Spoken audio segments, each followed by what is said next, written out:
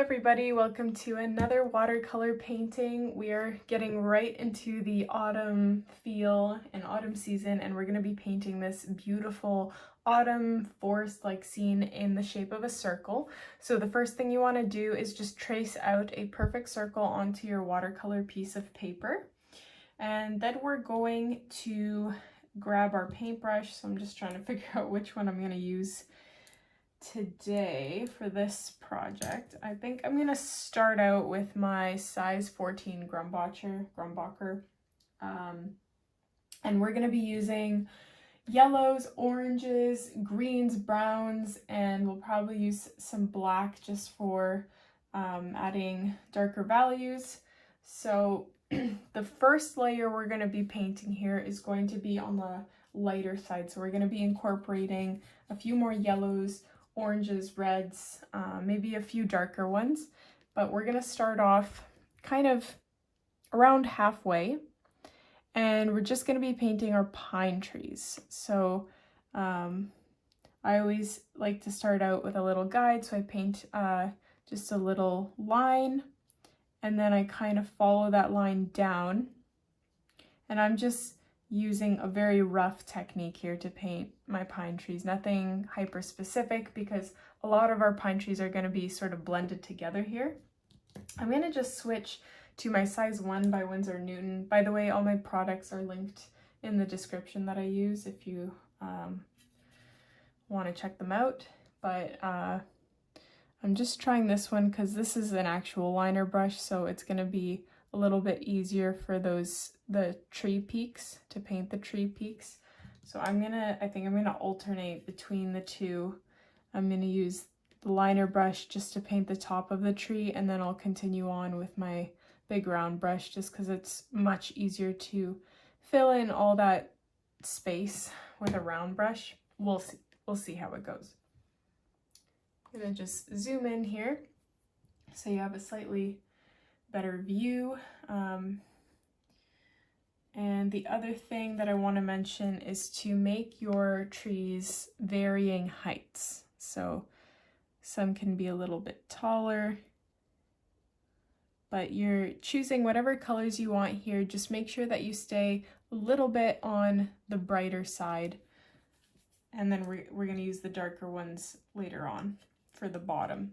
You can still use some dark ones for the top, but just be a little lighter. And actually, now that I'm looking at this, I painted mine a bit higher than I thought I was going to in relation to my circle. So just make sure that the bottoms of your trees stretch down to, I would say, at least the bottom third.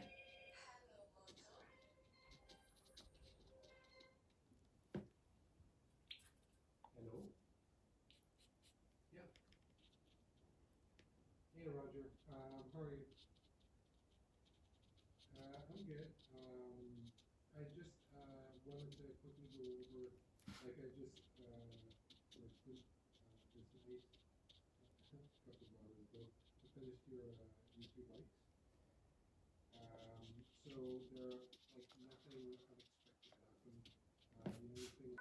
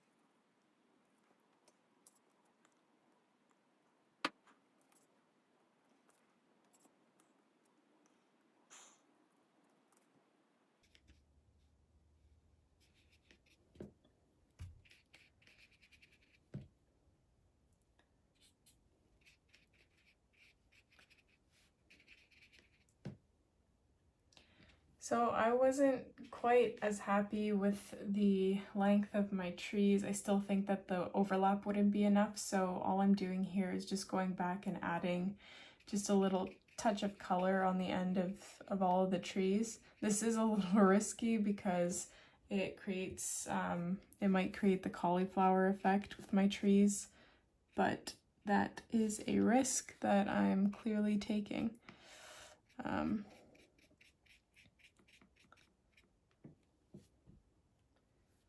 So I'm gonna let that completely dry before we move on to our second layer. So now that my first layer is almost dry, I'm just going to go in and define some of my trees further. So I'm not gonna do this to every single one, but some of them you can go in and just do a second layer of paint. This will add a little bit of opacity to your tree, make some of them pop a little bit more than they are with just one layer. So it gives your painting a little bit of extra detail, on another dimension, if you will. See, like this, the red here that I used, or the pink, however you want to describe that color, has faded a little bit. So it's not quite as intense anymore. So I'm just going in and adding that little pop of color, second layer, just to really spruce it up a little bit.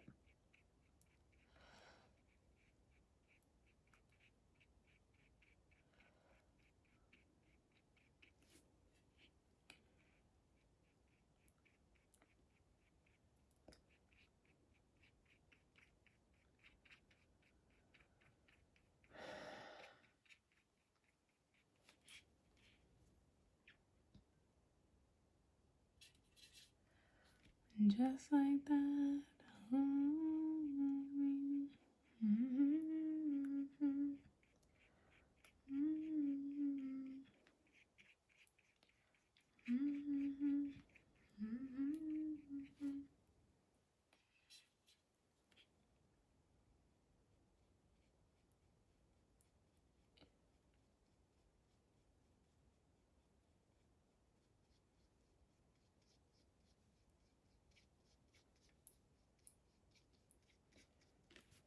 All right, so I'm going to move on to the second layer. This second layer is going to be considerably darker than the first one, so we're not going to be using any yellows or oranges, or at least not as many.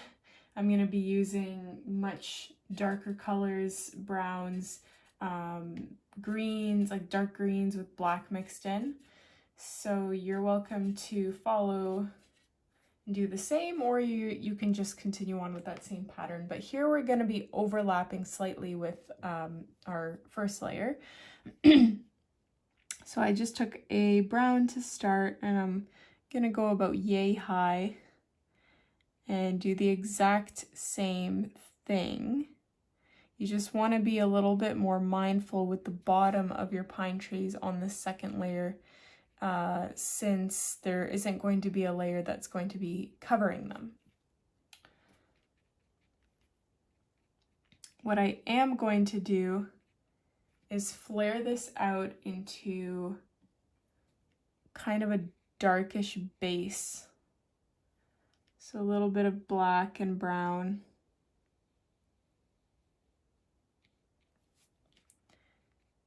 And that way it won't dry to be as translucent, hopefully.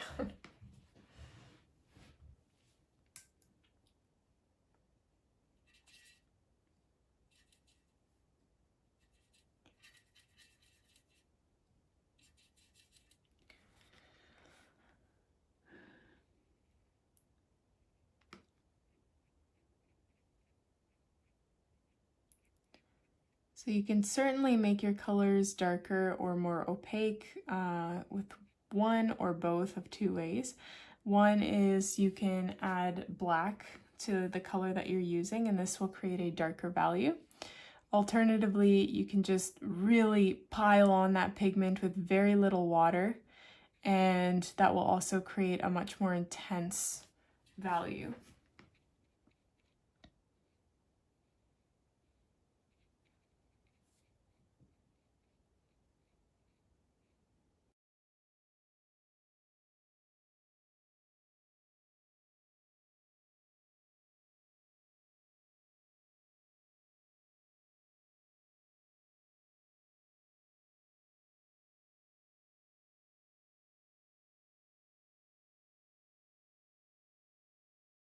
Now, I don't quite like how both of my layers are almost, it's very obvious that there are two layers. So what I'm gonna do is paint one tree a little bit in the center of the two layers, I suppose. And I'm going to merge it so that there's more of a transition, a gradual transition between the two layers.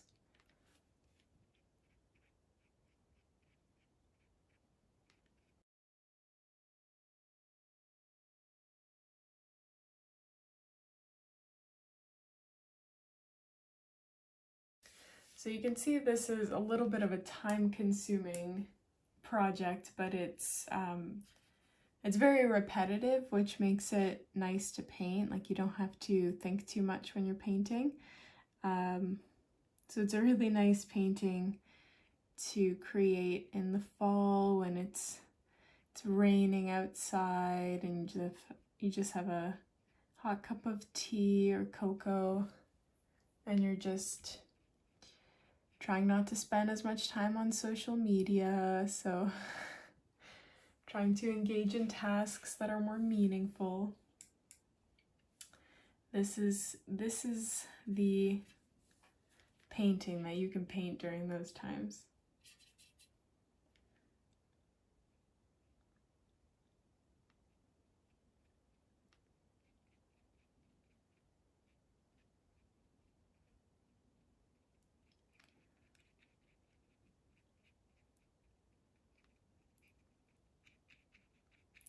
By the way, because we're painting so many trees, this is really an excellent exercise for pine trees. You can try so many different techniques in one painting. But if you're looking for techniques or you just have no idea where to start, you're really confused with my brush strokes, I do have a video out. It's my most popular video on this channel that goes over 4 different ways how to paint pine trees, you know. So there's 4 techniques that you can choose from that if you feel more comfortable with one over the other, you can try that, practice different ones.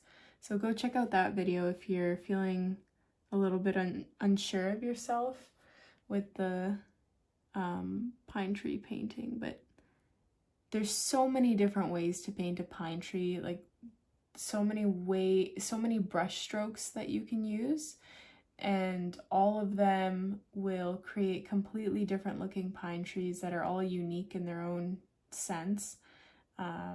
Even the paintbrush that you're using can really change up the look of your pine tree. So obviously you saw at the beginning I tried using my big size 14 round brush, and although it would have created a very similar painting, the end was just a little bit too bulky for the detail that I was hoping for, which is why I changed to my liner brush. But you could totally make it work with a thicker brush. And see what I mean here? There's this white space. This is what I was talking about when I said make sure that your first layer goes down far enough.